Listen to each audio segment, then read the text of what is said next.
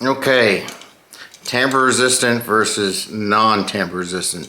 Do you need to have it in your house? Stick around and we'll talk about it.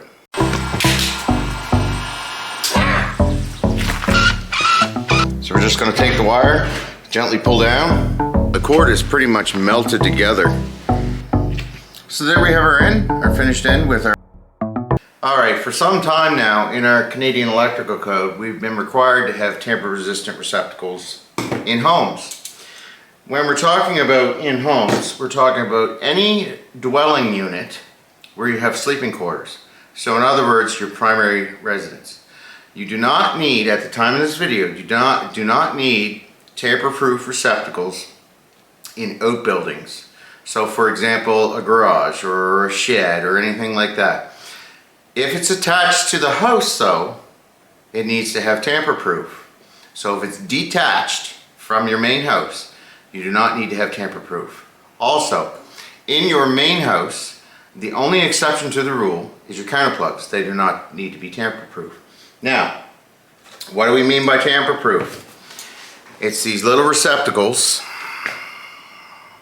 with the plastic inside of them. We also call them child-proof or elderly-proof because they are hard to plug anything into. You pretty much have to basically be straight onto the outlet and give it a good bump in order for it to go in. We get calls and complaints from elderly people all the time on these receptacles. The non-tamper-proof version are the old style plugs that you can plug straight in. Everybody knows that. Now, these are pretty much, the tamper-proof ones, are pretty much limited to the 15 and 20 amp receptacles in your home. Things like stove plugs, dryer plugs, welder plugs, all of that stuff, they don't basically come in tamper-proof. So the rules don't apply for those as of yet at the time of this video. So, what do we take from this? Child-proof versus non-child-proof. The advantages and disadvantages. The advantages of having these plastic tabs inside of these outlets are good for children because they can't plug things like forks, knives, or anything else. They can't stick it in unless they're sticking something to plug into it. That's basically the whole design of these to protect children. They take place of those little, they take the place of those little push-in child safety things everybody used to buy at the dollar store. The disadvantage to those, like I said, is getting something plugged in. Sometimes you have to give quite a good push to get it to go in.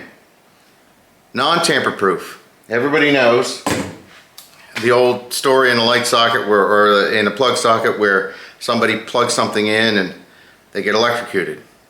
That's the disadvantage. Tamper-proof versus non-tamper-proof. We've talked about it. Electricians hate them.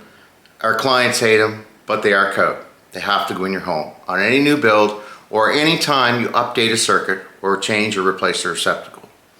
I hope you like this video. I hope to help clarify whether or not you need tamper-proof or non-tamper-proof. If you want to see more on receptacles or GFIs, click on this up in the corner or come on over to our website, link in the description down below, where all our videos are organized in a nice searchable fashion.